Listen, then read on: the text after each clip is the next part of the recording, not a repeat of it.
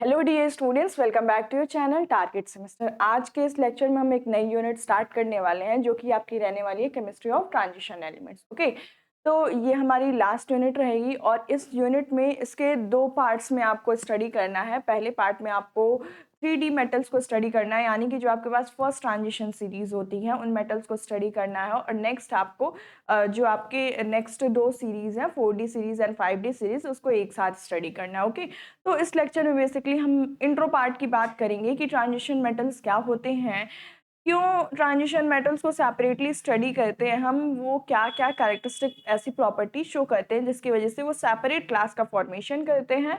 Okay, तो start करते हैं इस लेक्चर को। और ये हमारी लास्ट लेक्चर होने वाली है, मतलब last lecture in the sense last unit है। इसके बाद से आपकी पूरा सिलेबस जो है वो कवर हो जाएगा। Okay, all right. तो अगर हम बात करें ट्रांजिशन मेटल्स की, ठीक है, तो ट्रांजिशन मेटल्स यानी कि आपके कौन से किस ब्लॉक के एलिमेंट्स, डी ब्लॉक के एलिमेंट्स। ट्रांजिशन मेटल्स यानी कि आपके कौन से एलिमेंट्स, डी ब्लॉक के एलिमेंट्स। तो ट्रांजिशन एलिमेंट्स जनरली होते क्या हैं, यानी ऐसे एलिमेंट्स जिसके जो d block d subshell है, जिस ऐसे एलिमेंट जिनके डी सब शेल पार्शियली फिल्ड हो। क्या बोला मैंने?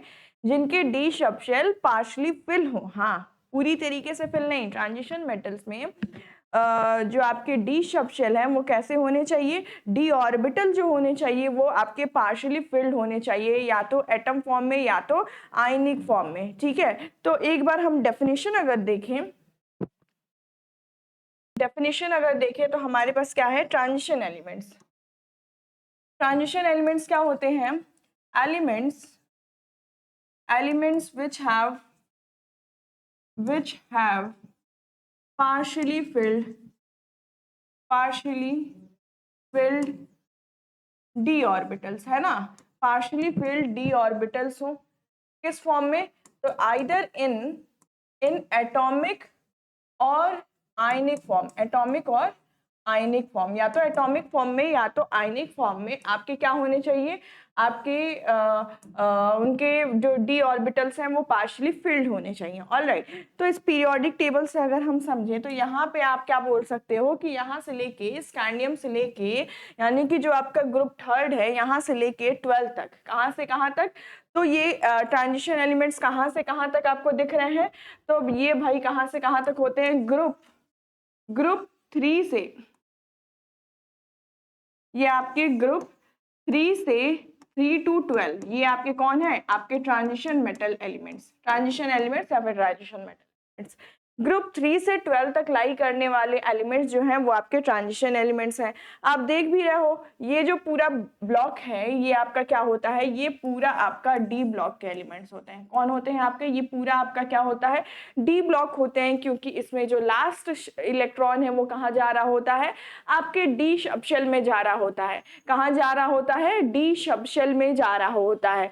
जो पहली सीरीज है, ये वाली सीरीज, ये कौन सी सीरीज है? ये पहली सीरीज है, ये second series and third series ऐसे चलते हैं, तो हम इसको 3D series, 4D series and 5D series ऐसे हम बात करते हैं जनरली। आज के लेक्चर में या फिर हम इंट्रो ही बात करें तो सबसे पहले हम 3D सीरीज के बारे में बात करेंगे, स्कैंडियम से लेके जिंक तक। 3D सीरीज में कौन आया आपका?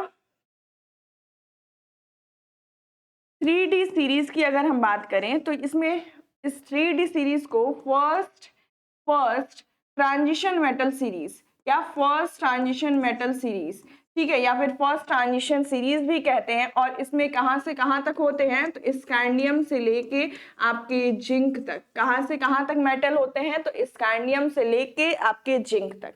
ठीक है, अब देखो, अगर एक चीज समझो कि कौन से ट्रांजिशन मेटल एलिमेंट्स होते हैं, ये आपको पूछ दिया जाए कि आइडेंटिफाई करो, तो ट्रांजिशन मेटल की डेफिनेशन में हमने क्या लिखा कि ऐसे एलिमेंट्स जो कि क्या हो, जो कि जिनमें पार्शियली फिल्ड डी ऑर्बिटल्स हो, पार्शियली फिल्ड और डी ऑर्बिटल्स हो। ओके, अगर मैं बात करूं यहाँ पे, अगर आप एलिमेंट्स को ऑब्जर्व करो, जिंक, कैडमियम एंड Hg, क्या ऑब्जर्व करोगे कि जिंक, कैडमियम और Hg या तो एटॉमिक फॉर्म में या तो आयनिक फॉर्म में। अगर मैं ये जिंक किस फॉर्म में एग्जिस्ट करता है? Zn2 प्लस Hg2 प्लस, ठीक है, तो यहाँ पे आप ऑब्जर्व करोगे ये जो जिंक है वो आपके जिंक 2 प्लस में एग्जिस्ट करता है। कैडमियम आपके Cd2+ में एग्जिस्ट करता है और Hg भी आपके Hg2+ में एग्जिस्ट करता है।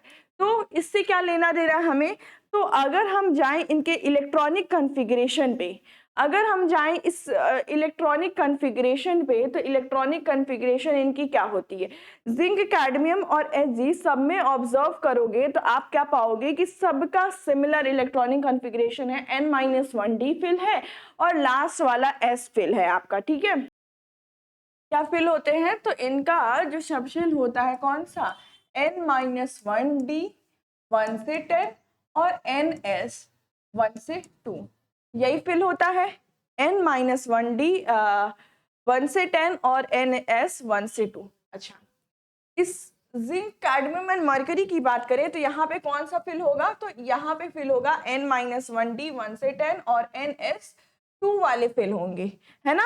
अब यहाँ पे भी स्पेसिफिकली हम जिंक, कैडमियम एंड मरकरी की बात कर रहे हैं, तो N-1d 10। अब यहाँ पे N-1 1 से 10 नहीं, इसके लिए जिंक वाली इस वाले रो में आपका क्या होता है, ये आपके डी वाले में 10 इलेक्ट्रॉन्स जाते हैं, ठीक है। ये तो हो गया 3D सीरीज के लिए, ठीक है, ठीक है।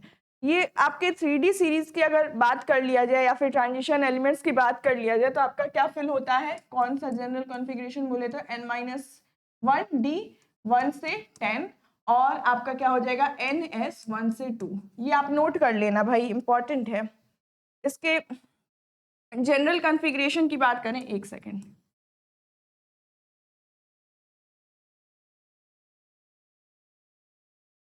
चलो ठीक है, नेक्स्ट पॉइंट ही नोट कर लेते हैं।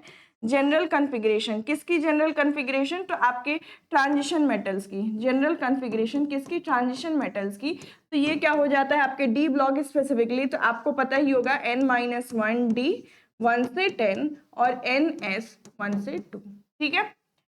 N-1d यानी कि इनर वाला D फिल होगा और NS फिल होगा। ऐसा क्यों होता है, तो आपको पता है कि N-1d की बात करें तो वो आप देखोगे कि वो उसकी एनर्जी पहले तो NS में जाता है ना, NS में जाता है क्योंकि इसकी एनर्जी क्या है, कम है। हम देखते हैं कि ऑन इन इंक्रीजिंग अबाउ के हिसाब से in increasing order of energy हम फिल करते हैं। तो जब भी देखोगे आप NS की एनर्जी कम होगी, सबसे पहले इलेक्ट्रॉन यहाँ जाएगा, फिर आपकी फिलिंग N- इनर वाले d ऑर्बिटल में N-1d में हो रही होती है, ओके। अब इस पे वापस से, तो हम बात कर रहे थे जिंक, कैडमियम एंड Hg की, तो इसमें क्या ऐसा खास आता है, इसको देखो थोड़ा सा।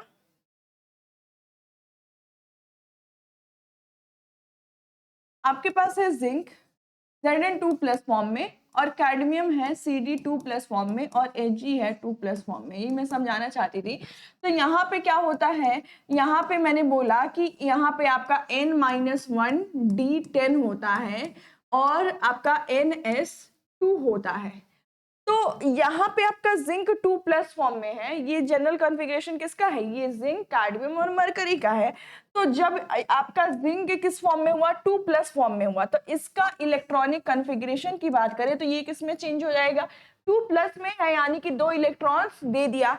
2 इलेक्ट्रॉन्स देते ही इलेक्ट्रॉन्स कहाँ से जाएंगे, NS2 बाहरी वाले शेल से, तो NS2 से जाएंगे, 2 इलेक्ट्रॉन्स निकलेंगे। तो यहाँ पे आपका क्या हो जाएगा N-1d 10, क्या हो गया N-1d 10, NS कितना हो गया 0 हो गया, यानी कि ये कॉन्फ़िगरेशन आ गई। तो इसमें क्या है, फुल फिल्ड हो गया, इसमें पहले भी फुल फिल्ड था, अब भी फुल फिल्ड हो गया। तो क्या हम इसे ट्रांजिशन मेटल की सीरीज में रखेंगे, तो will say that zinc 2+, cadmium 2+ and Hg2+ are not, they are not transition metal, alright. क्या ये बात आपको समझ में आ रही है, तो जो डेफिनेशन लिखा है वो डेफिनेशन कैसे हम बोल रहे हैं, ये चीज आपको आई होप क्लियर हो गई होगी, ठीक है। तो यहाँ पे जब वहां पे पार्शली फिल्ड आपके d ऑर्बिटल्स रहेंगे तभी हम उनको बोलेंगे कि वो आपके ट्रांजिशन मेटल एलिमेंट्स हैं, नहीं है तो भाई ऐसा नहीं हो रहा है, then they are not belonging to transition metal, alright. तो आई होप इतनी चीजें क्लियर हो गई हैं और ये पीरियोडिक टेबल आपको समझ में आ गया। पहला 3D सीरीज की बात करते हैं तो वो कहाँ से कहाँ तक होते हैं, स्कैंडियम से लेके जिंक तक, स्कैंडियम से लेके जिंक तक, फिर नेक्स्ट आपका येट्रियम से लेके ये आपके इट्रियम से लेके कैडमियम तक, ठीक है। देखो 3D सीरीज को तो आप एकदम याद कर लेना, scandium, titanium, vanadium, chromium, manganese, iron, cobalt, निकल, कॉपर, जिंक, ठीक है। इसको आप एकदम से याद कर लेना, ठीक है। ये नहीं भी याद करोगे तो ये कम है, इसके बारे में कम ही स्टडीज करनी है, क्योंकि ज्यादा स्टडीज आपके 3D मेटल सीरीज पे ही है। मोस्टली आपको 3D मेटल सीरीज ही पढ़ना है, ओके। और ये मतलब बस इतना जान लेना कि कहाँ से कहाँ तक होता है, तो ये लैंथेनम से लेके आपके मरकरी तक, ठीक है। तो ये चीजें आपको बहुत अच्छे से पता होनी चाहिए, एमसीक्यूज में कभी कभार आपको देखने को भी मिल जाएगा, ठीक। सब में कितने एलिमेंट्स होते हैं भाई, स्कैंडियम से लेके क्या कहते हैं, ये थर्ड वाले रो से लेके 12 वाले रो तक हैं, तो 3D सीरीज में ये सब हम आगे बात करेंगे। सबसे पहले हम यहाँ पे आते हैं कि ये जो ट्रांजिशन मेटल एलिमेंट्स हैं क्यों इतनी सारी ये प्रॉपर्टी शो कर रहे हैं, क्यों इनको अलग से पढ़ना पड़ रहा है। तो भाई इनके हम कैरेक्टरिस्टिक प्रॉपर्टी को देख लें कि यही सिर्फ कैरेक्टर, ये जो ट्रांजिशन मेटल एलिमेंट्स हैं क्यों यही कैपेबल हैं, मतलब कि ये कौन सी स्पेशल ऐसी प्रॉपर्टी शो करते हैं जिनकी वजह से इनके बारे में स्टडी करनी है, क्योंकि हम नोबल गैसेस को अलग पढ़ते हैं, उनकी अलग प्रॉपर्टीज है। पी ब्लॉक को हमने अलग पढ़ा है, उनकी अलग प्रॉपर्टीज हैं। एस ब्लॉक को हमने अलग पढ़ा था, है ना। तो वो चीजें आप देख रहे होगे क्यों हम अलग पढ़ रहे हैं। तो डी ब्लॉक को की ऐसी क्या खास बात है, क्यों इसको अलग पढ़ने की जरूरत पड़ती है, ठीक है, किसकी, तो आपके डी ब्लॉक के एलिमेंट्स, ट्रांजिशन मेटल एलिमेंट्स। तो सबसे पहले मैं आपको बताऊं इनको पढ़ा कैसे जाता है। तो आप अगर पीरियोडिक टेबल ऑब्जर्व करो तो आप देखे होंगे कि हमने क्या देखा था कि जब हम मान लो एस ब्लॉक को स्टडी कर रहे थे, तो एस ब्लॉक को मैम ने आपको क्या बोला था, मैंने कि lithium sodium potassium rubidium caesium francium, ऐसे याद करना, lithium sodium potassium rubidium caesium francium, ऐसे आपको याद करना है। आपने वैसे याद भी किया था, लेकिन अभी मैम क्या बोल रही है आपकी, scandium, titanium, vanadium, chromium, manganese, निकल, कॉपर, जिंक, छूट गया, अब आयरन, कोबाल्ट, निकल, कॉपर, जिंक, ठीक है। तो ऐसे हम स्टडी कर रहे हैं। तो यानी कि जब हम बाकी मेटल्स को स्टडी करते हैं तो इस ग्रुप के फॉर्म में स्टडी करते हैं, हम ग्रुप वाइज चलते हैं। लेकिन जब हम डी ब्लॉक के एलिमेंट्स की बात करते हैं तो हम किस फॉर्म में चलते हैं, हम पीरियड वाइज चलते हैं। हम पीरियड वाइज इसकी स्टडी करते हैं, ना कि हम स्कैंडियम के बाद इट्रियम को इस ग्रुप को लेके नहीं स्टडी करेंगे। व्हाट विल स्टडी, हम पीरियड को लेंगे, स्कैंडियम से लेके हम जिंक तक जा रहे होंगे, स्कैंडियम से लेके जिंक तक जा रहे होंगे। तो सबसे पहली चीज इनकी कैरेक्टरिस्टिक की हम इसे पीरियड वाइज स्टडी करते हैं। क्या चीज बोल सकते हैं हम, इन पीरियड्स। इनकी स्टडी कैसे होती है, it is studied in periods, आप पूरा लिख लेना, it is studied in periods, period wise, ठीक है। और पीरियड वाइज याद भी करते हैं, जो ज्यादा याद रखना है वो आपके 3D मेटल सीरीज है। तो पहली चीज तो क्लियर है, पीरियड वाइज स्टडी कर। दूसरी चीज क्या है कि ये जनरली ट्रांजिशन मेटल एलिमेंट्स बोल रहे हैं, और जब भी मेटल होता है तो मेटल की एक खास बात होती है कि उनमें क्या होता है, वो इलेक्ट्रोपॉजिटिव बिहेवियर को शो करते हैं। आप इस ब्लॉक को भी पढ़े होंगे, तो वो क्या करते हैं, उनके अंदर बहुत चुल रहती है, किस बात की, इलेक्ट्रॉन्स देने की, इलेक्ट्रोपॉजिटिव होने की, इलेक्ट्रोपॉजिटिव बिहेवियर शो करने की। तो भाई ये ट्रांजिशन मेटल एलिमेंट्स हैं, इनकी भर भर के इनके पास प्रॉपर्टी एबिलिटी होती है। इनका कैरेक्टर होता है कौन सा, electropositive character, electropositive, electropositive character, ठीक, electropositive character. Electropositive character I hope आपको समझ में आ रहा है क्या होता है। जैसे ये मेटल है तो इसमें क्या चुल रहेगी कि मैं एम प्लस में बन जाऊं और एक इलेक्ट्रॉन निकाल, तभी तो एम प्लस में बनेगा। तो इलेक्ट्रोपॉजिटिव कैरेक्टर यही होता है, हर मेटल चाहता है डोनेट करना, ठीक है। मतलब कि जिसके पास ज्यादा होता है वो सोचता है चलो किसी संस्था वंस्था को दे देते हैं, किसी का भला हो जाए। तो सेम आपके मेटल्स भी होते हैं, इनके अंदर क्या होती है, इनके अंदर इलेक्ट्रोपॉजिटिव कैरेक्टर ज्यादा देखने को मिलती है, और इनके पास तो इलेक्ट्रोपॉजिटिव एलिमेंट्स ही ये होते हैं, ठीक है। इलेक्ट्रोपॉजिटिव एलिमेंट्स के होने के साथ साथ इनकी जो ऑक्सीडेशन स्टेट आती है वो कैसी आती है, वेरिएबल ऑक्सीडेशन स्टेट। यानी कि जैसे मान लो हम किसी एक ग्रुप को पढ़ते हैं तो हम कह देते हैं कि इनकी ऑक्सीडेशन स्टेट क्या है, +1 में ये सारी शो कर रहे होंगे, ठीक है। लेकिन अब जब हम बात करते हैं ट्रांजिशन मेटल एलिमेंट्स की, तो वेरिएबल ऑक्सीडेशन स्टेट्स इनकी आती है। वेरिएबल ऑक्सीडेशन स्टेट्स ऐसे समझो कि जो आपके मेटल्स होंगे ना, वो डिफरेंट वे में आपके किसी दूसरे से बॉन्ड बॉन्ड बना रहे होंगे। और ऑक्सीडेशन स्टेट क्या होती है, मान लो ये मेटल किसी के साथ बॉन्ड बनाए, मान लो इस ए के साथ बॉन्ड बनाए, तो ये बॉन्ड टूटने के बाद इस पे कितना चार्ज गया, मान लो 2 प्लस गया, तो जो भी चार्ज गया वही इसका क्या होता है, ऑक्सीडेशन स्टेट। तो वेरिएबल ऑक्सीडेशन स्टेट मतलब कि डिफरेंट वेज में ये बॉन्डिंग में पार्टिसिपेट करने की इनमें एबिलिटी रहेगी। डिफरेंट ट्रांजिशन स्टेट, हाँ, डिफरेंट ट्रांजिशन स्टेट का यही सॉरी ऑक्सीडेशन स्टेट का यही मतलब है कि ये डिफरेंट वेज में बाकियों से बॉन्ड करेंगे। जितने वेज में बॉन्ड करेंगे उतने टाइप के कंपाउंड का फॉर्मेशन होगा, उतनी डिफरेंट कैरेक्टरिस्टिक प्रॉपर्टी होगी, इसीलिए they are also studied separately. ठीक, नेक्स्ट वेरिएबल ऑक्सीडेशन स्टेट के बाद से बात करें तो इसमें क्या है कि ये जो ट्रांजिशन मेटल आपने पढ़ा भी होगा कि जो डी ब्लॉक के एलिमेंट्स होते हैं वे basically coloured compounds, different types of colour show करते हैं। आप कॉपर को देख लो, जिंक के कॉम्प्लेक्सेस को देख लो, कॉपर के कॉम्प्लेक्सेस को देख लो, कोबाल्ट के कॉम्प्लेक्सेस को देख लो, बहुत ब्राइट कलर्स शो करते हैं, different different types of colour show करते हैं। तो ये कंपाउंड्स कैसे होते हैं, कलर्ड कंपाउंड्स होते हैं। और ये बेसिकली इनके क्यों इनमें आता है, तो इनके डी वाले ऑर्बिटल की वजह से आता है। ये क्या होते हैं, कलर्ड कंपाउंड्स होते हैं। ये क्यों आता है, सारी इन प्रॉपर्टीज को हम डिटेल में स्टडी करेंगे, so do not worry about it. हम एक जनरल ओवरव्यू देख रहे हैं कि why do they show, why they are studied separately and why do they show different behaviour, okay, और कौन से बिहेवियर है वो। तो नेक्स्ट है कलर्ड कंपाउंड्स, यानी कि इनके कंपाउंड्स डिफरेंट डिफरेंट कलर के होते हैं। और ये बेसिकली किस वजह से होता है, इसके डी ब्लॉक डी ऑर्बिटल्स की वजह से ही ये प्रॉपर्टी ये शो कर पाता है। नेक्स्ट, इसको तो भाई हमने अभी भर भर के पढ़ा है।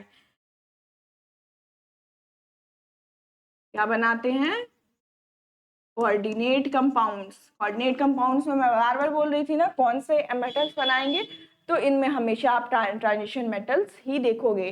तो ट्रांजिशन मेटल्स, ट्रांजिशन एलिमेंट्स होते हैं वो आपके कौन के टाइप के कंपाउंड्स का फॉर्मेशन करते हैं, कोऑर्डिनेट कंपाउंड का फॉर्मेशन करते हैं। इनके पास इनका डी ऑर्बिटल कैसा होता है, खाली होता है।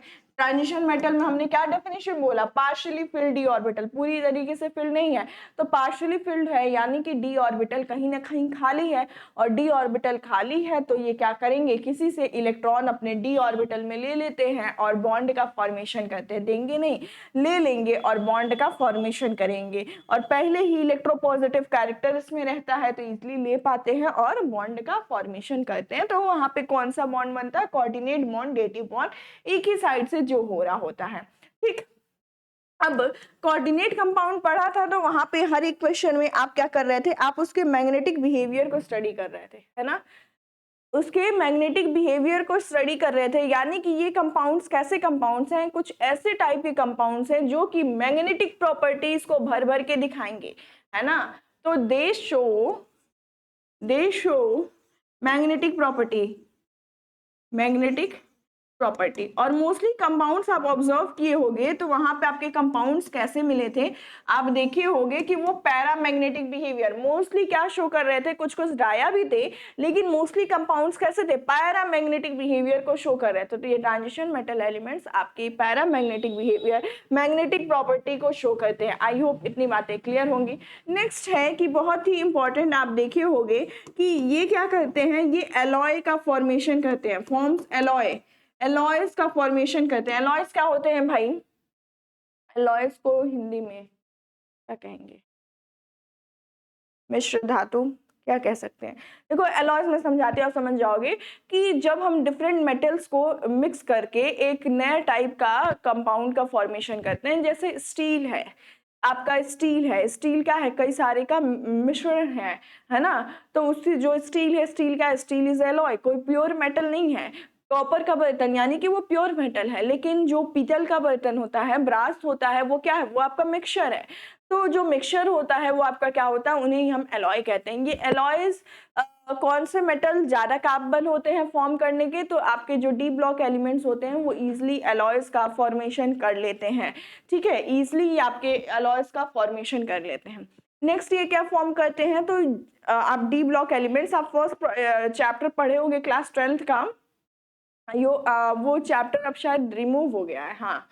तो उस चैप्टर में हम बहुत सारे डिफेक्ट्स पढ़ते थे, है ना, तो उसमें ही आप पढ़े होंगे। तो इसमें क्या होता है, ये आपके इंटरस्टिशियल कंपाउंड्स का फॉर्मेशन करने के कैपेबल होते हैं। कौन? D block elements. तो ये क्या फॉर्मेशन करने के कैपेबल होते हैं?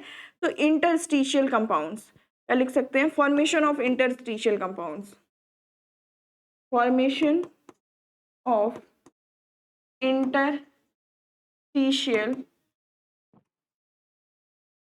Formation of interstitial compound. Interstitial compounds का फॉर्मेशन कर लेते हैं कौन? आपके डी ब्लॉक के एलिमेंट्स, बहुत इजीली। ठीक है, अब नेक्स्ट है बहुत इंपॉर्टेंट कि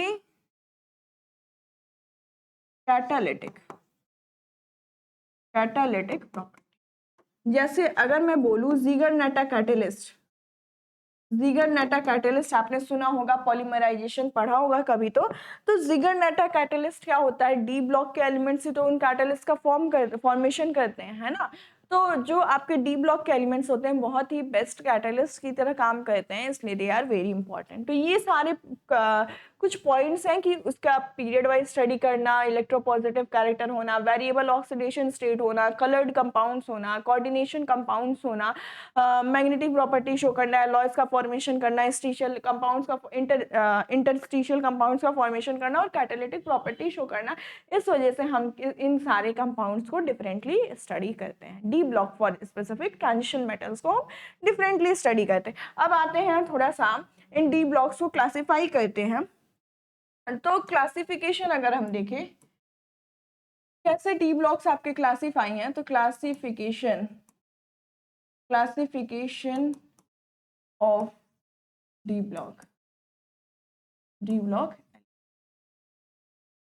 तो कैसे ये क्लासिफाई किए गए हैं भाई, ये तो मैंने कहीं ना कहीं आपको बता दिया, और आपको भी पता होगा कि कई सारे ट्रांजिशन सीरीज बनते हैं, कई सारे इसमें ट्रांजिशन सीरीज बनते हैं। जो पहला क्लासिफिकेशन है वो उसमें कौन आता है आपका?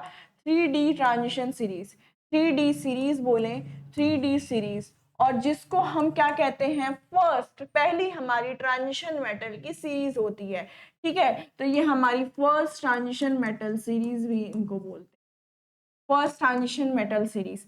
इसमें कितने एलिमेंट्स होते हैं टोटल? स्कैंडियम से लेके 21 से लेके 30 एटॉमिक नंबर तक, स्कैंडियम से लेके आपका जिंक तक जाता है। तो टोटल इसमें आपको कितने एलिमेंट्स देखने को मिलते हैं? 3D में 10 एलिमेंट्स का देखने को आपको मिलेगा। 3D सीरीज में कितने एलिमेंट्स?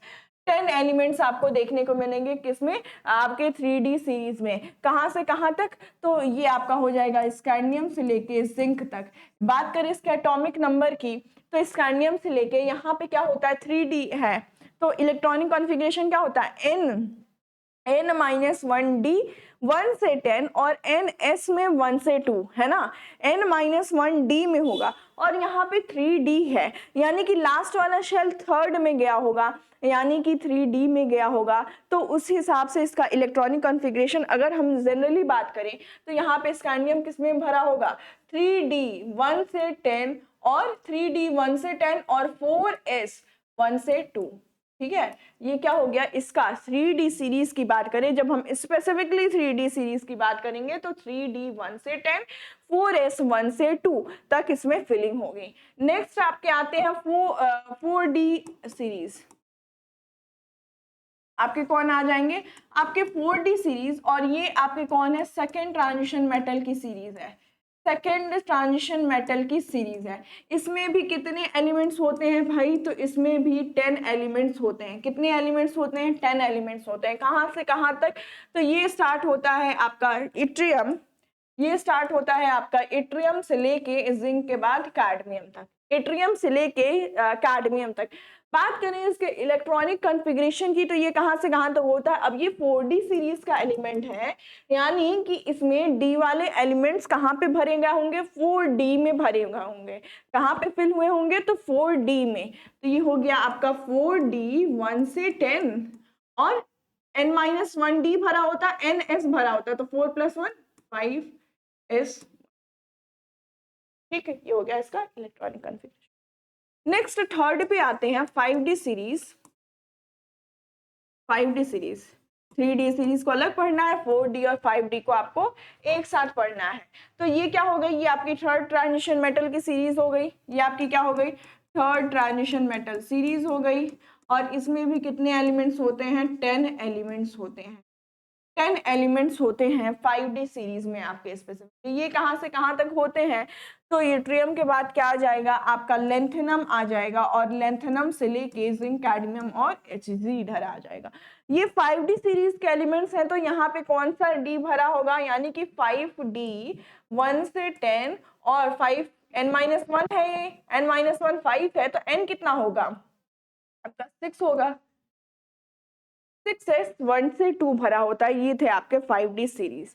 नेक्स्ट बात करें इसके बाद कौन आते हैं, तो इसके बाद फोर्थ नंबर पे 6D सीरीज आते हैं, जो कि आपको स्टडी नहीं करना है, आपको बस 5D सीरीज तक आपको स्टडी करना है। 6D सीरीज की बात करें तो ये सीरीज को हम क्या कह सकते हैं कि ये फोर्थ ट्रांजिशन मेटल सीरीज हो जाएंगे, और ये सीरीज इनकम्प्लीट होती है। ये सीरीज कैसी होती है, इनकम्प्लीट होती है। इस सीरीज पे अभी भी हम ये कह सकते हैं कि इन पे स्टडी की जा रही है, इस पे खोज की जा रही है। जो यहाँ पे मेटल्स प्रेजेंट है 6D सीरीज में, उनके बारे में अभी उतनी इंफॉर्मेशन नोन नहीं है, उनकी प्रॉपर्टीज के बारे में कोई इतनी इंफॉर्मेशन नोन नहीं है, ठीक है। तो यहाँ पे ये चीज क्लियर है। तो यहाँ पे कौन आते हैं, तो जैसे यहाँ पे लेंथेनम से Hg आया, सिमिलरली यहाँ पे कौन होते हैं, यहाँ पे एक्टियम से, ये हम कह सकते हैं एक्टियम से UNS, ठीक है, ऐसे आप लिख सकते हो। यहाँ पे 6D 1 से 10, 6D 1 से 10 और आपका 7S 1 से 2 ऐसे फिलिंग हो रही है। तो ये थे आपके टोटल ट्रांजिशन मेटल एलिमेंट्स कैसे क्लासिफाई है, मैं आपको एक बार यहाँ पे दिखा दूं। देखो भाई, ये आपकी 3D series, 4D series, 3D series, 4D series, 5D series and 6D series. यहाँ पे कौन होता है आपका लेंथेनम, यहाँ पे कौन होता है आपका लेंथेनम, ठीक है, लेंथेनम होता है। और यहाँ पे आपका एक्टियम होता है, ये लेंथेनम और एक्टियम, इसके बारे में। तो ये चीजें अभी एक्टियम की सीरीज को अभी ज्यादा इसके बारे में इंफॉर्मेशन नोन नहीं है, हम ये कहते हैं सीरीज अभी स्टिल इनकम्प्लीट, ठीक है। बाकी सारे आपको 3D series, 4D series, 5D series, 6D series, ये मत देखना कि ये फोर्थ वाला पीरियड है तो ये 4D सीरीज होगा ना भाई, ये 3D सीरीज ये वाली होती है स्कैंडियम, ये थर्ड है ना, ये 3D सीरीज यहीं से स्टार्ट होती है, क्योंकि 3D में फिलिंग यहीं पे स्कैंडियम पे ही होती है। ऑल राइट, तो ये 3D सीरीज स्कैंडियम वाली है, ये ट्रियम वाली 4D सीरीज है। नेक्स्ट आपकी लेंथेनम वाली 5D सीरीज है, एक्टिनियम वाली आपकी 6D सीरीज बनती है। तो आई होप इतनी बातें आपको समझ में आ गई कि ये ट्रांजिशन मेटल्स कैसे क्लासिफाई हैं। अब आते हैं इनकी प्रॉपर्टीज पे कि ये जो डिफरेंट प्रॉपर्टी शो करेंगे एक्टिव ट्रांजिशन मेटल एलिमेंट्स, ये डिफरेंट प्रॉपर्टीज शो करें। जैसे आप बोले कलर का फॉर्मेशन कर रहे हैं, एलॉय का फॉर्मेशन कर रहे हैं, इंटरस्टिशियल कंपाउंड शो कर रहे हैं, इनको पीरियड वाइज स्टडी की जा रही है, तमाम बातें हमने की हैं, है ना।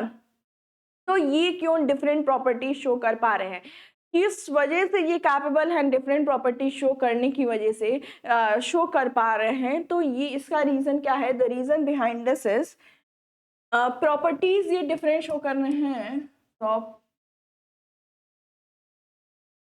प्रॉपर्टीज इनकी डिफरेंट शो करने के दो रीजन है।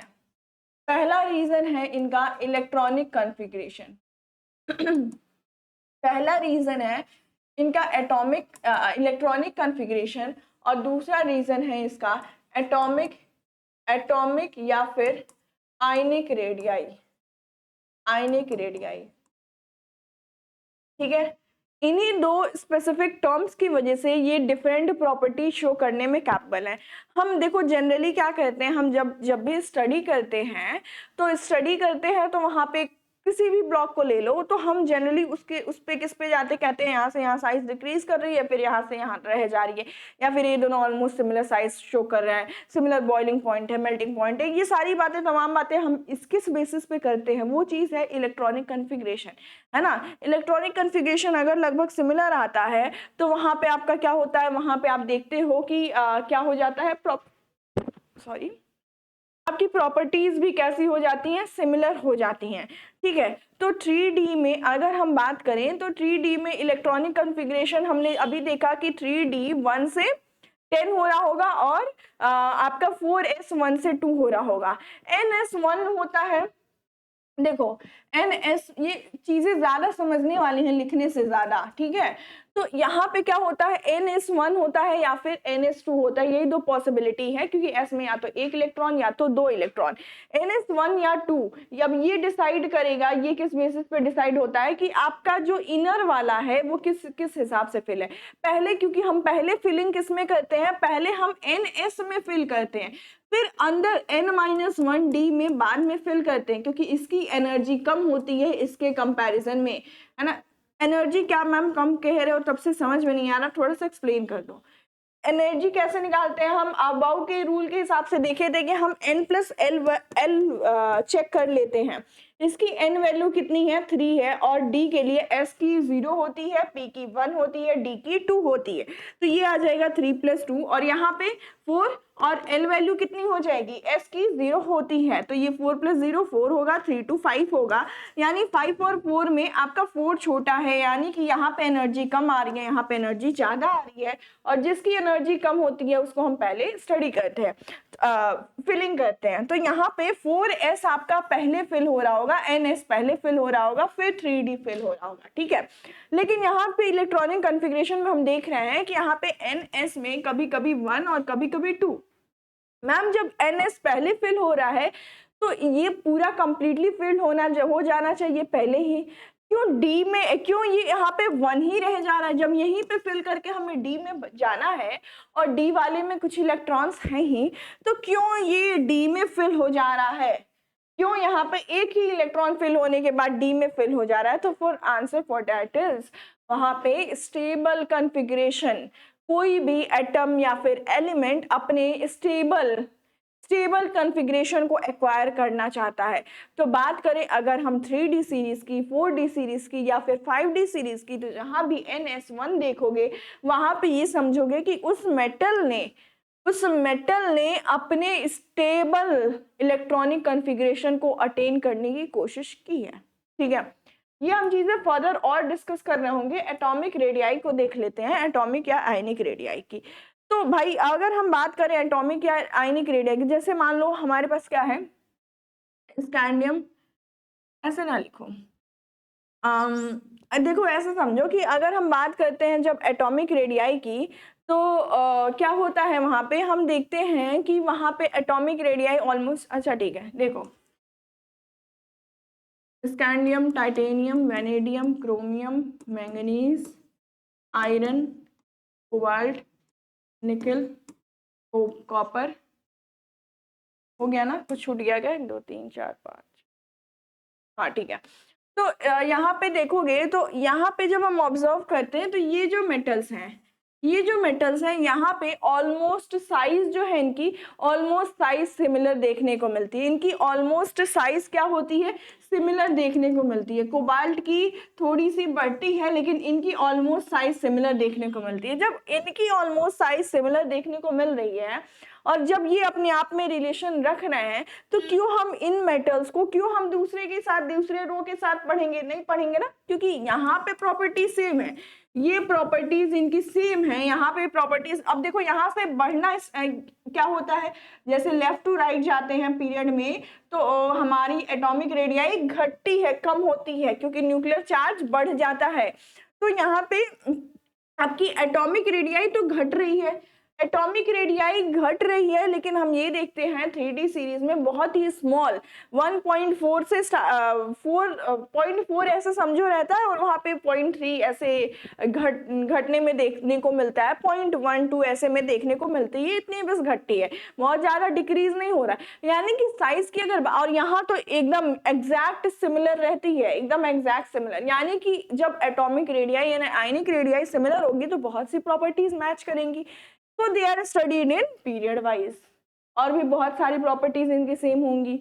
तो इसीलिए हम इनको पीरियड वाइज, जब सिमिलर प्रॉपर्टीज हैं तो एक ही पीरियड में पढ़ें, क्यों हम ग्रुप में पढ़ें जब तीनों की प्रॉपर्टीज डिफरेंट है ग्रुप में। तो ऑलराइट, तो आई होप इतनी बातें क्लियर है। अब हम आते हैं एक एक करके 3D सीरीज पे, क्योंकि यहाँ तक तो हम ये समझ लिए कि कैसे क्लासीफाई होते हैं पूरे ट्रांजिशन एलिमेंट्स और कैसे इसको क्यों इसको डिफरेंटली पीरियड वाइज और ग्रुप वाइज स्टडी करने की जरूरत है और क्यों नहीं है, और क्यों हम कौन सी ऐसी प्रॉपर्टीज हैं जो डिफाइन करती हैं कि इनकी इतनी डिफरेंट प्रॉपर्टीज होगी। ठीक है, ये तो 3D थे।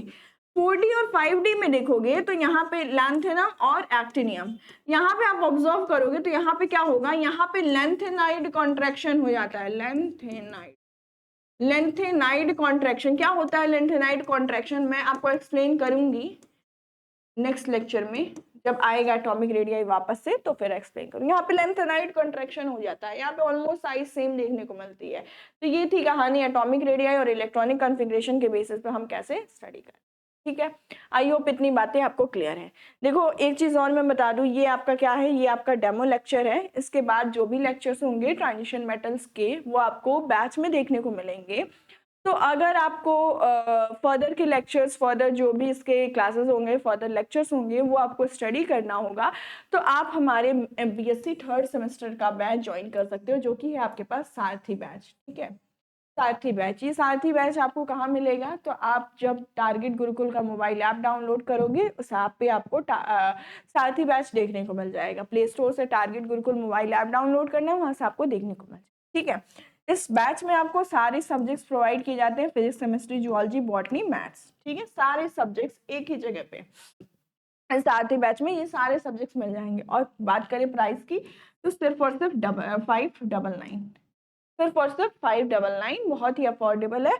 ये 599 में ये सारे सब्जेक्ट्स के लिए आपको है 599, सारे सब्जेक्ट्स कवर किए जाएंगे, पूरे सिलेबस 599 में आपकी कवर की जाएगी। ऑलराइट, इसमें मिलते क्या है? तो आपको थ्योरी क्वेश्चंस, अगर आपको थ्योरी देना है तो MCQ क्वेश्चन, अगर आपको MCQ देना है लाइव या रिकॉर्डेड फॉर्म में लेक्चर देखने को मिलेंगे आपको।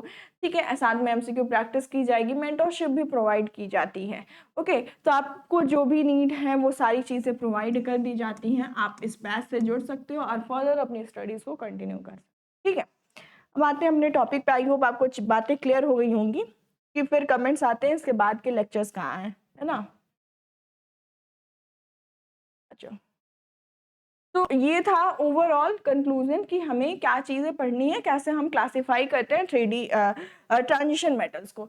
अब हमारा इस यूनिट का फर्स्ट पार्ट स्टार्ट हो रहा है, जिसमें हम बात करेंगे only and only 3D series की बात करेंगे, 3D सीरीज की। इसमें हम पहली बात अगर करें तो पहली चीज़ हमें क्या देखनी है, इसकी इलेक्ट्रॉनिक कॉन्फ़िगरेशन के बारे में। हम किसको देखेंगे? Electronic configuration.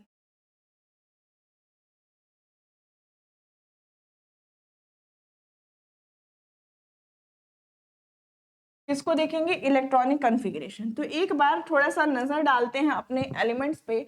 हमारे पास क्या है? Scandium, titanium, vanadium, chromium, manganese, iron, cobalt, निकल, कॉपर। अब अगर मैंने आपको बताया कि 3D सीरीज के एलिमेंट्स हैं, तो 3D सीरीज में आपका क्या होगा? इलेक्ट्रॉनिक कॉन्फ़िगरेशन 3D 1 से 10 और 4s 1 से 2, यही देखने को मिलेगा। या तो 3D 1 से 10 या तो 3D 1 से 10 और 4s 1 से 2। बात करें स्कैंडियम की तो यहाँ पे क्या होता है? अच्छा देखो, यहाँ पे ये जो आर्गन है इसका, आर्गन में कितने इलेक्ट्रॉन्स? 18 यहाँ पे कंप्लीट हो गया है। स्कैंडियम का एटॉमिक नंबर 21, 22, 23 हो जाएगा, 24, 25, 26, 27, 28। ठीक, ये हो गया इसका एटॉमिक नंबर। अब इसके इलेक्ट्रॉनिक कॉन्फ़िगरेशन की बात करें तो ये आपका क्या है? ये आर्गन हो गया, यानी कि 18 हो गए, 19, 20, 21, 3 इलेक्ट्रॉन्स और बचे हैं। यानी मैंने बोला कि यहाँ पे 4s पहले भरा जाएगा, तो ठीक है 4s को फिल कर लो। 4s में 2 इलेक्ट्रॉन्स चले गए, हमारे पास खाली क्या है? अब हमारे पास 3D में इलेक्ट्रॉन्स आने की बारी। 2 चले गए, 18 यहाँ थे, 19, 20 और 1 इलेक्ट्रॉन यहाँ आया, यानी कि स्कैंडियम का इलेक्ट्रॉनिक कॉन्फ़िगरेशन हो गया 4s2 3d1। कितना हो गया? 4s2 3d1। आगे बढ़े टाइटेनियम पे, तो यहाँ पे भी क्या हो जाएगा, ये आपका है आर्गन। आर्गन के बाद से 22, यानी कि इस बार भी 4s में 2 इलेक्ट्रॉन्स और 3d में अभी भी 2 इलेक्ट्रॉन्स बचे हैं। 18 2 20 और 2 इलेक्ट्रॉन्स बचे हैं, यानी कि 2 22 हो गए। Scandium titanium. वैनेडियम पे आओ, वैनेडियम में 23 इलेक्ट्रॉन्स, तो आर्गन पे आपका क्या हो गया, 3 इलेक्ट्रॉन्स कंप्लीट हो गए, अरे सॉरी 18 इलेक्ट्रॉन्स कंप्लीट हो गए। इसके बाद से 4s में 2 इलेक्ट्रॉन्स गए, 3d में कितने जाएंगे, 2 चले गए हैं और ऑलरेडी 3 बचे हैं। 18 के बाद से 20 हो गए और ऑलरेडी 3 बचे हैं, तो यहाँ पे हो जाएगा 3d3। ठीक, क्रोमियम पे आओ, तो क्रोमियम में देखोगे कि क्रोमियम में क्या है मैम, आर्गन में 18 इलेक्ट्रॉन्स कंप्लीट है, 4s में 2 कर दो और 3d में 4 कर दो, है ना, ये होना चाहिए। लेकिन इसको ऑब्जर्व करो, क्रोमियम में 3d4 है और 3d4 क्या है, हर एक मेटल या फिर एलिमेंट आपका क्या करता है, अपने स्टेबल नोबल मतलब स्टेबल कॉन्फ़िगरेशन को एक्वायर करता है। और आपको पता है जब डी सब शेल हाफ फिल्ड होता है या फुल फिल्ड होता है, हाफ फिल्ड हो, कोई भी सब शेल हाफ फिल्ड हो या फिर फुल फिल्ड हो, फुल फिल्ड हो, तो वो कैसा हो जाता है, वो मोस्ट स्टेबल हो जाता है, मोस्ट स्टेबल। और सबको क्या चाहिए, स्टेबिलिटी। आप क्यों पढ़ रहे हो, तो भाई आप पढ़ रहे हो अपने को स्टेबल बनाने के लिए, तो आपको चाहिए होती है स्टेबिलिटी, और ये स्टेबिलिटी या तो हाफ फिल्ड हो या तो फुल फिल्ड हो, इन्हें मिल जाती है। तो आप यहाँ ऑब्जर्व करोगे ये डी अगर एक इलेक्ट्रॉन और यहाँ पे आता तो ये क्या हो जाता, हाफ फिल्ड की प्रॉपर्टी शो करता, क्या शो करता, हाफ फिल्ड शो करता। तो भाई इसीलिए ये क्रोमियम क्या करता है, यहाँ से क्या कहता है, तो मुझे एक इलेक्ट्रॉन दे दो, एक इलेक्ट्रॉन दे दो, यहाँ से माइनस +1 हो जाएगा, -1 होगा, सॉरी ना +1 लिखो ना -1 लिखो, कंफ्यूज हो गए। ये कहता है एक इलेक्ट्रॉन दे दो, एक इलेक्ट्रॉन जाएगा यहाँ पे तो 3d5 हो जाएगा। इस वजह से क्रोमियम का कॉन्फ़िगरेशन क्या आता है, Ar4s1, s से एक इलेक्ट्रॉन गया और 3d5, 3d5 होने की वजह से ये कैसा हो गया, बहुत ही ज्यादा स्टेबल हो गया। अगर 3d सीरीज में इलेक्ट्रॉनिक कॉन्फ़िगरेशन पे क्वेश्चन पूछेगा तो वो होगा आपका क्रोमियम, नहीं तो फिर होगा आपका, ठीक है, क्यों, क्योंकि ये दोनों एक्सेप्शन है और क्वेश्चंस कहाँ से आते हैं केमिस्ट्री में, एक्सेप्शन से क्वेश्चन। ऑलराइट, नेक्स्ट के इलेक्ट्रॉनिक कॉन्फ़िगरेशन, मैंगनीज के इलेक्ट्रॉनिक कॉन्फ़िगरेशन को देखें तो आप क्या पाओगे, मैंगनीज यानी कि आर्गन, आर्गन 4s में 2 इलेक्ट्रॉन्स, 2 इलेक्ट्रॉन्स यानी 20, अब 3d में 5 इलेक्ट्रॉन्स जा सकते हैं, तो 3d5, ठीक है।